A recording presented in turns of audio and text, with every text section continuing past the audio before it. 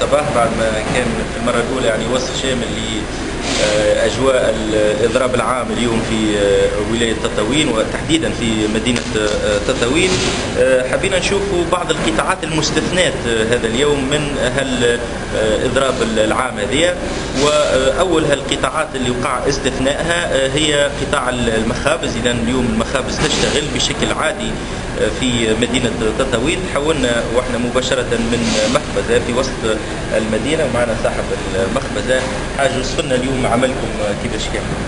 اليوم عملنا عادي زي كسائر الايام، معناها ما عادش معناها ما نجموش نبطلوا لان الخبز مادة أساسية. مع هذا ثم الاخوان الليبيين موجودين في تطاوين ما نجموش نبطلوا من الخدمة، خدمنا خدمتنا عادية. كيفاش وقع اعلامكم؟ فما شكون اتصل بكم؟ لا، الاعلام تاعنا تم عن طريق المنبه الصوتي اللي يدوروا به السياره في البلاد. ايوه. اكو راه قطاع الخبز ما هو المستثنى من نهار الاعتصام هذا. وانت تراها انه منطقي انه الخبز يعني ما يلزمش يتمس؟ ايه، الخبز اساسي لجميع الناس، يعني كانت تمس الخبز معناها الناس الكل تبدا جياع. نعم. واليوم يعني عملتوا حاجه احتياطات زايده ولا خدمه عاديه؟ لا، قدمنا شوي في الوقت وكاهو. شو معناها الوقت؟ معناها زودنا، كنا نبدو في مثلا في 8 بدينا في 7، قدمنا شوي في الوقت باش يبدو الخبز موجود ديما ما ينقطعش وكاهو. ايوه. نخدموا الكتاب تاعنا عادي وكاهو. اما عندنا شوي تقديم في الوقت وكاهو. نعم.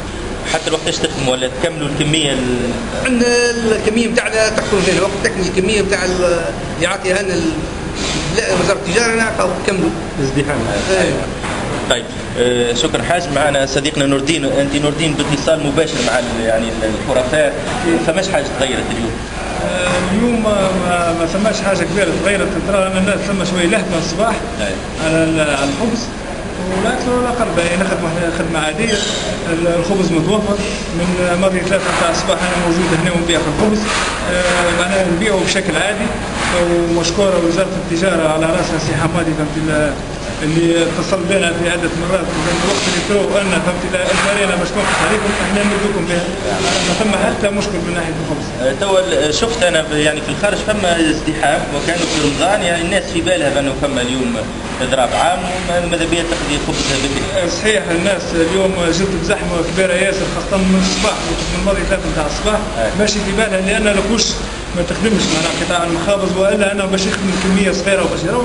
وهكا تشوف انتم حضرتوا هنا ونبيعوا للناس والخبز موجود والخدمه موجوده، وما ثم كان خير بحول الله. معنا دعوه من خلالك ما ثم تلاهف والعراء المخابز تخدم بشكل عادي. والله كي نهار الاثنين الثلاثه كي اليوم الخميس. والله اللي نطلبوه من الاخرين والمواطنين وكل ان ماذا بيهم ينحوا شوي اللهفه والرغبه، فهمت لا راهو موجود ورانا نخدموا ورانا متجندين نخدموا. معناها تنجم تقول 7 على 7 مع الراحه الاسبوعيه هذيك موجوده في الكرش الكل، ورانا نخدموا والفرينه موجوده والخبز راه موجود. شكرا نور الدين. اذا راضيه شفت انه بالنسبه للقطاع المخابز امر عادي، اشتغال يعني يخدموا كما العاده، فقط ربما المواطن ديما هكا يخاف انه يبقى من غير خبز الى اخره، فهي الشراءات الزايده عن يعني حاجته اليوميه هذيك اللي ربما تؤدي الى نقص في الخبز المتوفر. فما ازدحام صحيح صغير، ولكن نامل انه الناس كل تتفهم. حاجه اخرى، وقعت دعوه منذ قليل نشوف في يعني سياره بمضخمات الصوت تدعو المواطنين وتدعو الناس الى التوجه نحو امام مقر ولايه تطاوين لاعتصام عام يظل يعمر كان منذ قليل امام الولايه. ان شاء الله يعني اثناء التغطيه هذه نكونوا في فضاء اخر نحاولوا ان نرصد تفاصيل هذا اليوم، اذا اللي هو لاول مره في تطاوين اضراب عام يشمل كافه ارجاء المدينه ان صحت العباره.